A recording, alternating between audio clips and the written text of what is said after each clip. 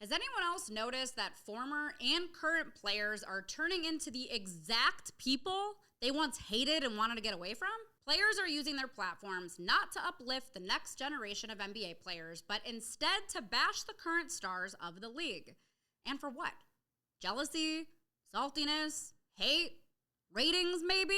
Shaquille O'Neal, one of the greatest centers of all time, telling Nikola Jokic he didn't deserve the MVP?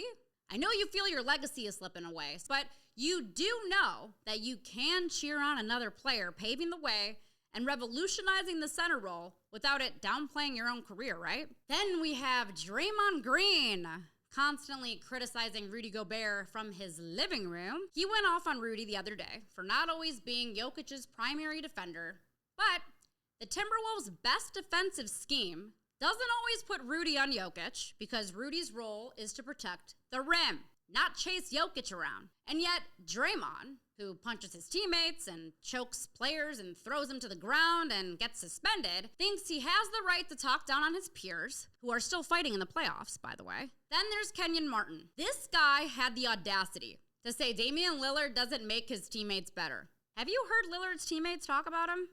They praise him for his leadership. He spends countless hours in the offseason working with them, building them up, but just because he doesn't post it on social media, people like Martin think it doesn't happen.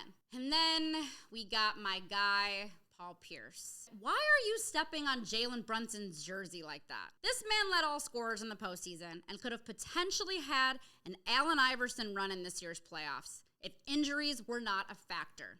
He broke his hand, and then this is what you do? This ain't the early 2000s anymore. The rivalry between the Knicks and the Celtics is dead. You can hate the Knicks organization all you want, but the personal attacks on players who actually play the game the right way and are class acts both on and off the court, that just ain't it, bro. These players started their podcasts and media ventures to break away from the mainstream media and narratives, to tell their own stories, to avoid the negativity that they once hated, and yet they are becoming exactly who they despised?